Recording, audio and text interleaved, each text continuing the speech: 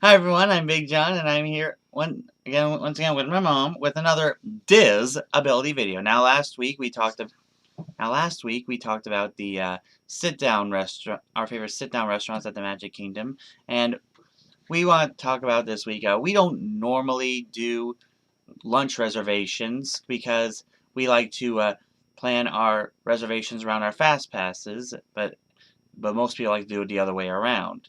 It is pretty hard to make a reservation and then you're standing or sitting in a fast pass line. Maybe it breaks down. You got a few minutes. You keep looking at your watch. So it's better to not have a reservation at lunchtime if you're really trying to get on a lot of rides, Right. right? Of course, we have a couple exceptions, but this week we want to talk about our favorite quick service places at the Magic Kingdom. Here, all right, number 5 is the Plaza Ice Cream Parlor on Main Street. Yeah, that's a kind of a nice place. It gets pretty crowded though, Yep, especially as warm if it gets really warm. yep. What have we had there before? We had some great ice cream. We've had some. Sundays, Yep, milkshakes. yeah, Nice place to sit down if you can for a few minutes yep. outside. And if you want something sweet but don't want ice cream, you just go down the street to the confectionery. They got cookies. They got all kinds of pastries. Yeah, for the sweet tooth. Exactly. Okay, what's number 4, John? Number 4, this one's more of a two-in-one. There's the Pecos Bill's Tall Tale Inn and Cafe, and right next door is the Golden Oak Outpost. So Pecos Bills, what can you You pretty much get there there? you can get burgers and I saw some Mexican food there, but Salads and things like that. yeah, but But what happens if you got somebody in your party who, Mexican food and burgers and salads well, really isn't up your alley? What do you well, do? right next door the Golden Oak Outpost has some chicken nuggets and some fries and stuff, and that could really help.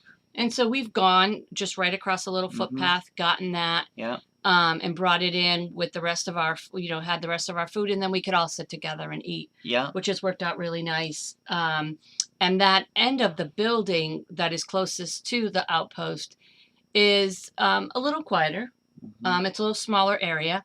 You have to walk a little bit to it, but it is quieter, and it's a nicer little place to sit down for a little while.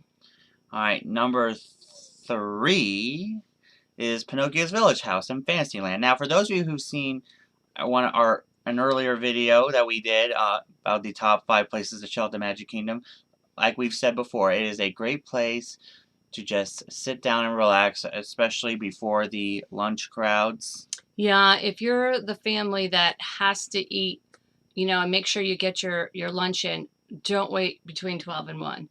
If you can go when they open at 11, some it's 11:30, but most of them it's 11 o'clock. Mm-hmm. Get in there. You're going to get a table. You're going to get up to the counter a lot quicker. You're going to be Yep. able to settle down Mm-hmm. and then let the craziness around you while you are already getting your food and everything like that. So that works kind of nice. Yeah. All right. It's cooler in there too. Mm-hmm. All right. Number 2, Cosmic Ray Starlight Cafe in Tomorrowland. Go ahead. It has many sections to it. It has a whole lot of seating. Some people like to sit in the big dining area to see Sunny Eclipse perform, but we're more of on the side people. Yeah, there's some areas when you first come in off to the side and on both ends of the building, and a little quieter, a little more space. Tables are spaced out a little more. If you're right in the center, you're pretty much on top of people, and that doesn't always work for everybody, especially if you've got a stroller or if you just have a bigger party and need more room. Yeah. And number 1 is the Columbia Harbor House in Liberty Square. Now, what's the secret to that one, John? The secret to that one, you can get in as soon as it opens. Yeah, get there maybe 15 minutes before it opens and stand Yeah. in line. They actually have their menu right there, so you can look at the menu. Mm-hmm. It's shaded where you're waiting. Yeah. But then as soon as that opens, there's people to greet you right away, get you right up to an area to order your food and to wait in line while another person goes and does what, John? Finds the table. I mean, where's a great table in that place? Upstairs. Why do we like it upstairs? Because it's great view of everything, and You can kind of watch everybody out there. And yeah. You're kind of like right over the street, aren't you? Yeah. Yeah. Yeah, it's really good to to see that. What are some other tips and tricks that we know? Alright, well, we're not the best at this one yet, but mobile ordering. Now, here's, if you don't know what mobile ordering is, go to the, if you have the My Disney Experience app, go to where it says mobile ordering, and choose a restaurant depending on the park you're in. Some of them don't have mobile ordering, some do.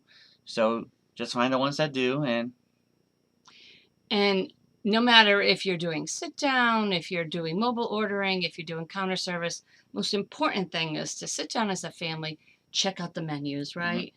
Some of them you think, oh, just by the name of the restaurant, I'm not going to find anything there. But we've been surprising to find things. And again, talk to people and get your needs met, your dietary needs met, because they're all really great about that. yeah. And if you want to know more about Disney stuff, not just for special needs, and you want to see some in-depth looks at the parks, go to my friends CJ at Disney Planning Guide, and our good friend Beth Brooks at Beth's Disney Adventures. And for more attraction news, go to Attractions Magazine.